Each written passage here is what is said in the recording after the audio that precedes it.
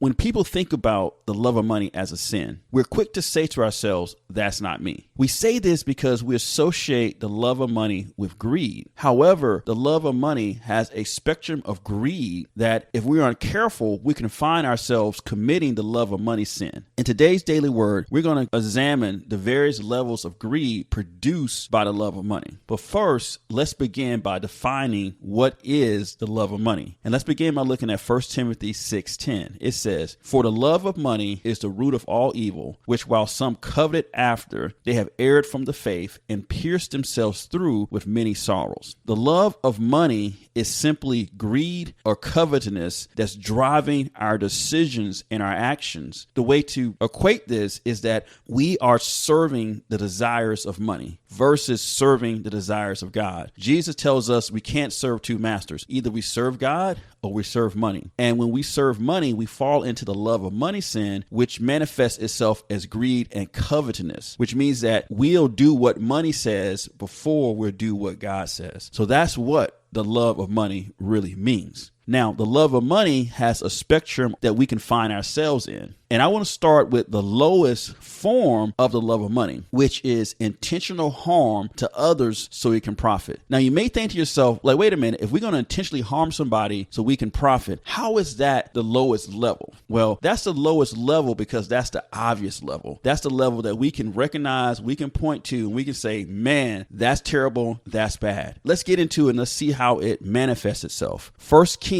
21:1-3 says, "And it came to pass after these things that Naboth the Jezreelite had a vineyard which was in Jezreel, hard by the palace of Ahab king of Samaria. And Ahab spoke unto Naboth, saying, Give me thy vineyard, that I may have it for a garden of herbs, because it is near unto my house, and I will give thee for it a better vineyard than it. Or if it seems good to thee, I will give thee the worth of it in money. And Naboth said to Ahab, The Lord forbid it from me, that I should give the inheritance of my fathers unto thee." So the king wanted Naboth's vineyard and he was willing to pay money for it. But Naboth said, you know what? I can't sell this to you, Ahab, because this is part of my inheritance from my fathers and I'm going to give this to my children. So I can't sell it. And the king was sad. He was willing to accept this scenario. However, he told his wife Jezebel about it, and Jezebel wasn't going to accept this because he was the king. Let's look at 1 Kings 21:9-10. And she wrote in the letter saying, "Proclaim a fast and set Nahab on high among the people, and set 2 men of Bela before him to bear witness against him, saying, Thou didst blaspheme God and the king, and then carry him out and stone him that he may die." So what Jezebel is going to do is that she's not going to accept the fact that Naboth is not going to sell to her husband Ahab because he's the king. So she makes this plot to have him killed because of that. And because he's killed because of that, let's see what's happened here in 1 Kings 21:14-16.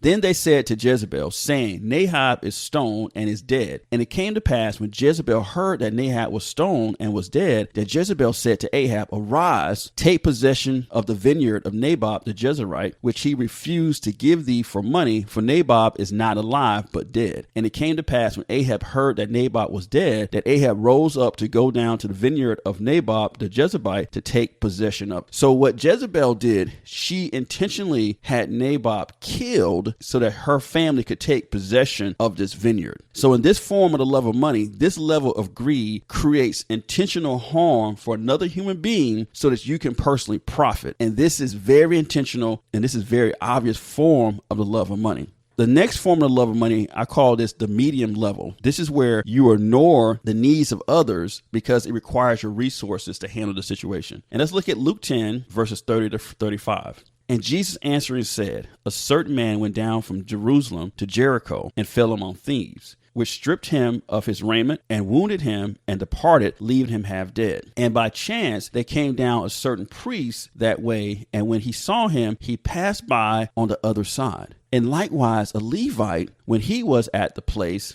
came and looked on him and passed by on the other side. But a certain Samaritan, as he journeyed, came where he was, and when he saw him, he had compassion on him. And he went to him and bound up his wounds, pouring in oil and wine, and set him on his own beast, and brought him to an inn, and took care of him. And on the morrow, when he departed, he took out 2 pence, and gave them to the host, and said unto him, Take care of him, and whatsoever thou spendest more, when I come again, I will repay thee. So this is a story of the Good Samaritan. And in this story, there was a man who was beaten up for his goods. Now, that beating up action, that's where you're intentionally doing harm so you can profit. But the point of this story that I want to show you is what comes after. Now, this man is on the side of the road in obvious need, in obvious pain, and we see people walking by this person and ignoring the needs of this particular individual. But however, a Samaritan, he comes by and he has compassion and he helps this individual. Now, the way he helps this individual is where the love of money really shows itself, where the other two couldn't do this. So what he had to do was he had to use his own personal financial resources to take care of the situation. He had to take him to an inn and he had to pay for the guy's hotel stay and he had to pay for the guy's food. And he said, whatever it costs to get this guy back to health, I'll pay that. So that required his own personal resources to take care of that situation. How many times when we drive by and we see a homeless lady, guy, or family on the street, and we just ignore that need? Because we know if we stop, it's going to take our resources to handle the situation. We just do this quick calculation in our mind. Oh, they must deserve it because they're on the streets. And that's just an excuse we use to just ignore that particular need.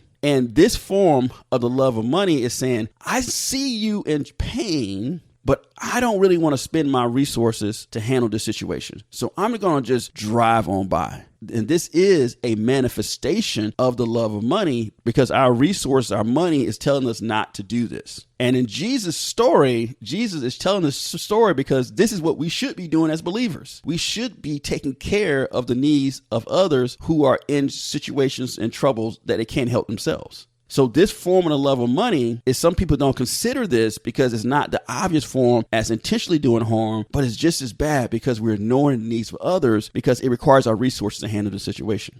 Now, the third one I want to talk about before we wrap up is a high level of the love of money. This is where you are indifferent to the needs of the poor among you, and you're not even thinking about sharing your resources to support them. Let's look at this story in Luke 16:19-25. And there was a certain rich man which was clothed in purple and fine linen and fared sumptuously every day. And there was a certain beggar named Lazarus, which was laid at his gate full of sores, and desiring to be fed with the crumbs which fell from the rich man's table. Moreover, the dogs came and licked his sores. And it came to pass that the beggar died and was carried by angels into Abraham's bosom. The rich man also died and was buried. And in hell he lifted up his eyes, being in torment, and seeing Abraham afar off and Lazarus in his bosom. And he cried and said, Father Abraham, have mercy on me, and send me Lazarus, that he may dip the tip of his finger in water and cool my tongue, for I'm tormented in this flame. But Abraham said, Son, remember that thou in thy lifetime receivest thou good things, and likewise Lazarus evil things, but now he is comforted and thou art tormented. In this scenario of Lazarus, he is a poor person at the door of a rich person, and this rich person has to come by Lazarus almost every single day, and he just is indifferent to the needs that's going on with this guy. He doesn't even pay attention to what's happening. He doesn't even think or consider to share anything to help this particular person. And this is high because when you get to this point, your heart has been severed to the point that you're so selfish that you're not even thinking about the needs of other people.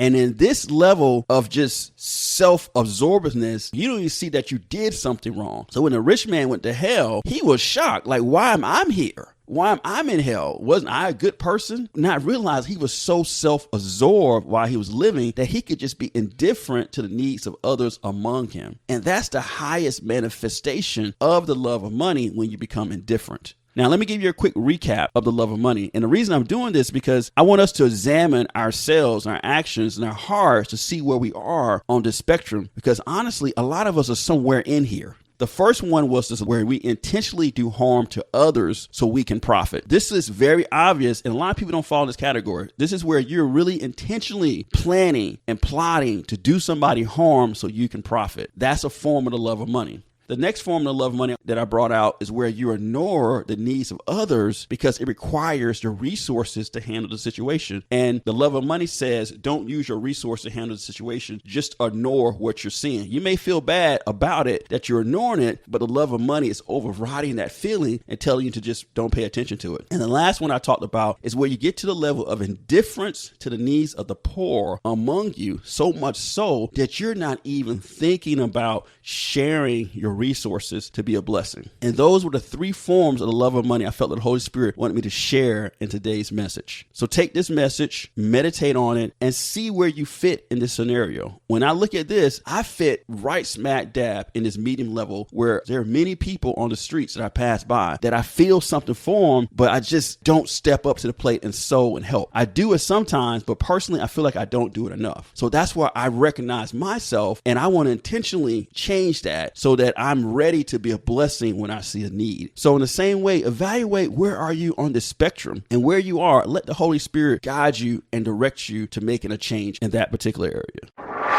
That concludes today's daily word, and I pray that it was a blessing to you. Before we wrap up, if the Holy Spirit is speaking to your spirit to partner with Church for Entrepreneurs, go to churchforentrepreneurs.com/partner. And if you want to connect with our ministry more, go to churchforentrepreneurs.com and join our online community. You guys be blessed, and I'll talk to you soon.